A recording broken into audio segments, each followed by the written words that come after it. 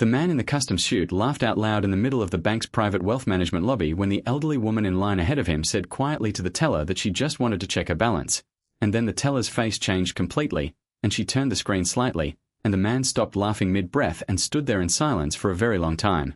Before we continue, if you believe in kindness and second chances, take a moment to like this video, drop a comment, share it with someone who needs hope today, and subscribe to Wisdom Storyhouse, because this story is about to remind you that the quietest people in any room are sometimes the ones carrying the most extraordinary stories.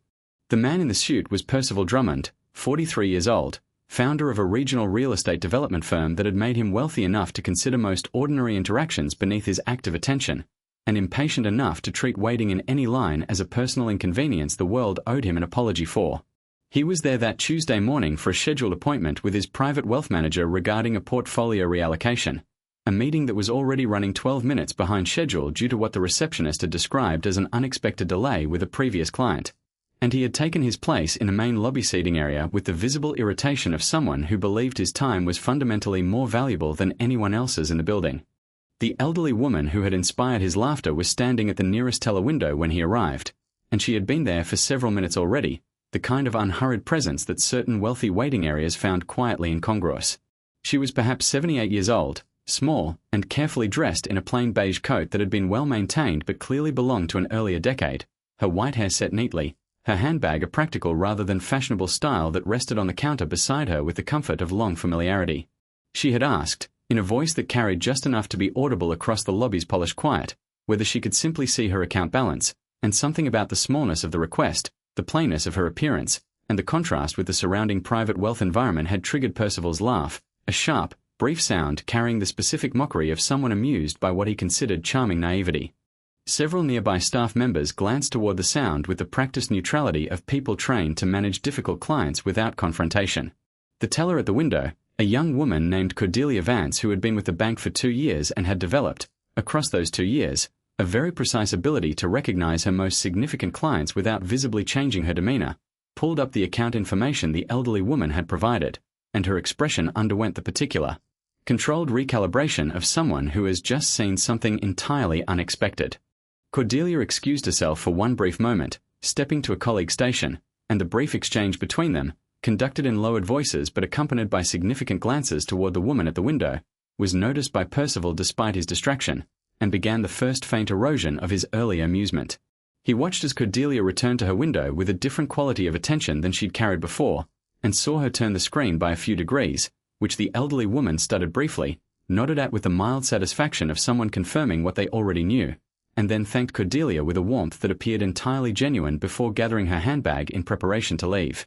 If this story is already touching something in you, please take a moment to like this video, subscribe to Wisdom Storyhouse, and share it with someone who needs reminding that the world is almost never what our assumptions tell us it is.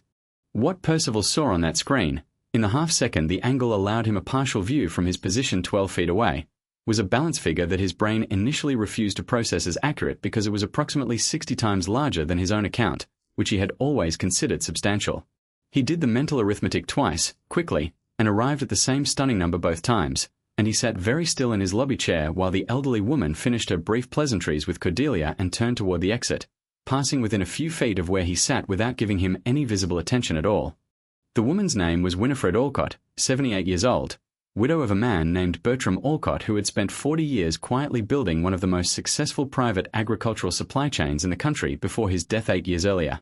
Winifred had inherited not just Bertram's estate but the management philosophy he'd lived by, which was that genuine wealth was most responsibly held by people who didn't need the world to know they had it, a principle she'd maintained so thoroughly that her name appeared on almost no public list, no charity gala seating chart, no wealth ranking, nowhere that the kind of casual social curiosity Percival traded in might have encountered it. She did her own banking, drove a modest car, lived in a house of children considered undersized for her means, and gave away more money annually than most people in her city would earn across several lifetimes, through a private foundation structured so that the recipients rarely knew the source. Percival, unable to locate the composure that usually arrived automatically for him in social situations, found himself standing before he'd consciously decided to, walking to the lobby entrance where Winifred had paused to button her coat, and saying her name, which he'd heard Cordelia use, and apologizing, somewhat haltingly, for the sound he'd made earlier, the laugh that he understood. Now that he was standing close enough to have a more complex view of the woman in front of him, had been both rude and spectacularly misguided.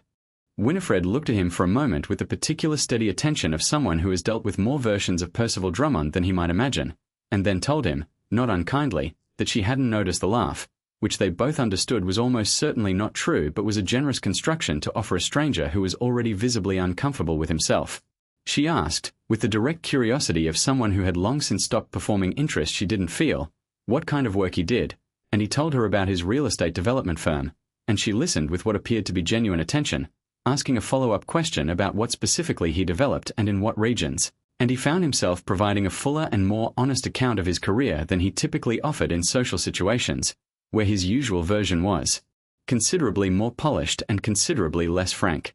If this story is touching your heart right now, please take a moment to like this video and leave a comment sharing your thoughts, because what happens in the conversation that follows is a lesson that most of us need and very few of us receive from someone qualified to deliver it. Winifred asked him, at one point during their conversation, which had by then migrated to 2 chairs near the lobby's window at her suggestion, whether he found his work meaningful beyond its financial returns, a question he'd never been asked so directly and which he found himself genuinely uncertain how to answer honestly. He told her, after a pause that felt longer than it probably was, that he'd begun the work because he genuinely loved the idea of building things, of transforming spaces, and that somewhere across the years of scaling and acquiring and competing, that original feeling had become harder to locate beneath the layers of financial motivation that had accrued over it. Winifred listened to this with the expression of someone who recognized the description from somewhere personal, and told him that in her experience the original reason a person does something almost never disappears entirely but does require deliberate effort to revisit when success begins obscuring it. She told him something that Percival would repeat in different contexts for years afterward, that the most reliable indicator of a person's actual values was not what they said about themselves in professional settings, but how they treated people they believed couldn't help or hurt them, a category that, she noted without specific reference to what had happened earlier, most people allowed to become very large because it was more comfortable than examining it clearly. Percival, who was not a man accustomed to being assessed accurately by strangers in lobby chairs, found that he had no defensive response available because the observation was simply and entirely correct, and he knew it. Before this story ends, if it moved you even a little, please comment the word humility below, because sometimes the most important correction of our lives comes from the most unexpected person, in the most ordinary setting, when we've given ourselves no reason to deserve it. Winifred excused herself shortly afterward with the same unhurried courtesy she'd brought to the entire interaction, telling Percival, as she gathered her handbag, that she'd enjoyed the conversation and that she hoped he found his way back to the original reason he'd started building things, because from what he described it sounded like something the world could still use more of. She walked out through the bank's glass doors without looking back, a small woman in a well-maintained beige coat, entirely unremarkable in appearance and entirely impossible to forget. Percival sat in that lobby chair for several minutes after she left, his wealth management appointment now significantly overdue, not moving toward the reception desk to announce himself, simply sitting with the specific discomfort of a man who has just been handed a very accurate mirror by someone he initially dismissed as invisible. He eventually rose, kept his appointment, and managed the meeting with a distraction his wealth manager noticed but attributed to market concerns. What he was actually distracted by was simpler and considerably more important than any market. The recognition that the laugh he'd produced that morning in response to an elderly woman wanting only to see her balance had revealed something about him that no amount of portfolio performance could improve, and that the woman who had declined to notice the laugh had nonetheless spent the following 20 minutes, offering him something worth considerably more than anything his portfolio contained.